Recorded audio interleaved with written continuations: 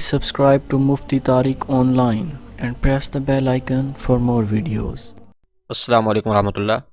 محمد سفیان بابر کراچی سے یہ بھائی لکھتے ہیں کہ کیا وضو کے بعد کپڑے بدل لینے سے وضو ٹوٹ جاتا ہے؟ یعنی کہ اگر وضو کرنے کے بعد کپڑے کسی نے بدل لیے تو پھر اب نماز کے لیے دوبارہ سے نیا وضو کرنا پڑے گا اسے، یا اسی پہلے والے وضو کے ساتھ نماز پڑھ سکتا ہے؟ کیا حکم شرع ہے؟ بھائی نے بہت ہی اچھا سوال پوچھا ہے، کیونکہ ایسے سوالات جو ہیں اکثر لوگوں کے ذہن میں ابھرتے رہتے ہیں۔ تو یاد رکھیے 10 چیزیں ایسی ہیں جن سے وضو ٹوٹ جاتا ہے۔ وضو کو توڑ دینے والی 10 چیزیں ہیں، انہیں ذہن میں رکھ لیجئے تاکہ وضو کے حوالے سے پھر کسی قسم کے پریشانی باقی نہ رہے، کیونکہ طہارت جو ہے یہ ہماری نماز کی کنجی ہے۔ اگر طہارت نہیں ہوگی تو وضو نہیں ہوگا، جب وضو نہیں ہوگا تو پھر نماز ہی نہیں ہوگی۔ اس لیے وضو کے ان مسائل کو ہمیں ضرور یاد رکھنا چاہیے۔ ہمیں معلوم ہونا چاہیے کہ وضو کن چیزوں کی وجہ سے ٹوٹ جاتا ہے اور کون سے ایسے کام ہو جائیں تو پھر بھی وضو باقی رہتا ہے۔ تو یاد رکھیے 10 چیزیں ایسی ہیں جو وضو کو توڑ دینے والی ہیں۔ ان میں پہلے نمبر پر ہے پیشاب، پاخانہ، ودی۔ اب ودی جو ہے بعض لوگوں کو ایک بیماری ہوتی ہے، انہیں پیشاب کرنے کے بعد قطرے آتے رہتے ہیں، لیس دار چپکتا ہوا پانی ان کی شرمگاہ سے خارج ہوتا رہتا ہے، تو اس کو ودی کہتے ہیں۔ اسی طرح دوسری چیز ہے مزی، جو شہوت کے وقت شرمگاہ کے سرے پر لیس دار چپکتا ہوا پانی نمودار ہوتا ہے، وہ مزی ہوتا ہے۔ تیسری چیز ہے منی۔ منی کے نکلنے سے وضو بھی ٹوٹ جاتا ہے اور غسل بھی فرض ہو جاتا ہے۔ تو پہلے نمبر پر یہ 4 چیزیں ہیں، اگر یہ انسان سے خارج ہو جاتی ہیں تو اس سے اس انسان کا وضو ٹوٹ جاتا ہے۔ دوسری چیز ہے ہوا کا خارج ہونا، ہوا کے نکلنے سے بھی وضو ٹوٹ جائے گا۔ تیسری چیز ہے شرمگاہ کے علاوہ جسم کے کسی بھی حصے سے بہتی نجاست نکلے، یعنی کہ خون وغیرہ، تو اس سے بھی وضو ٹوٹ جاتا ہے۔ چوتھے نمبر پر ہے کھانے پینے، یا پھر اسی طرح کڑوے پانی کی منہ بھر کر قے آ جائے تو اس سے بھی وضو جاتا رہتا ہے۔ یعنی منہ بھر کر قے سے مراد یہ ہے کہ جسے آسانی سے روکا نہ جا سکے، ایسی قے آنے سے بھی وضو فاسد ہو جائے گا۔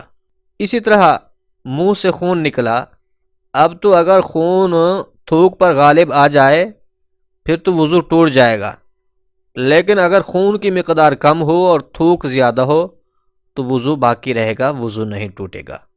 اس کی پہچان یہ ہے کہ اگر تھوک سرخ ہو جائے تو اس سے یہ مراد ہوگی کہ خون غالب آ گیا ہے، لیکن اگر تھوک زرد رہے تو اس کا مطلب یہ ہوگا کہ خون کم ہے اور تھوک زیادہ ہے، لہٰذا اس وجہ سے پھر وضو نہیں ٹوٹے گا۔ پانچویں چیز ہے غفلت والی نیند، سونے کی وجہ سے بھی وضو جاتا رہتا ہے، یعنی ایسی نیند جس میں ہوش و حواس قائم نہ رہ سکیں تو اس پر بھی وضو ٹوٹ جاتا ہے۔ چھٹی چیز جو ہے وضو توڑنے والی وہ ہے بے ہوشی۔ بے ہوشی جب آ جاتی ہے تو اس سے بھی وضو قائم نہیں رہتا۔ ساتویں نمبر پر ہے جنون، اس سے بھی وضو ٹوٹ جاتا ہے۔ نمبر 8 پر ہے نشہ، نشہ کرنے سے بھی وضو جاتا رہتا ہے۔ 9ویں چیز ہے بالغ شخص کا رکوع و سجود والی نماز میں جاگتے ہوئے جان بوجھ کر کہا لگا دینا، یعنی کھل کھلا کر ہنسنا، اس سے بھی وضو فاسد ہو جاتا ہے۔ جب وضو فاسد ہوگا تو نماز بھی اس کی ٹوٹ جائے گی، تو اس لیے اس کو نیا وضو کر کے پھر نئے سرے سے اپنی نماز شروع کرنا پڑے گی۔ 10ویں نمبر پر ہے عضو تناسل کا مرد یا عورت کی شرمگاہ کے ساتھ انتشار کی حالت میں بلا حائل ٹچ کرنا، اس سے بھی وضو فاسد ہو جاتا ہے۔ تو سامعین مکرم، یہ وہ 10 چیزیں ہیں جن کی وجہ سے وضو ٹوٹ جاتا ہے۔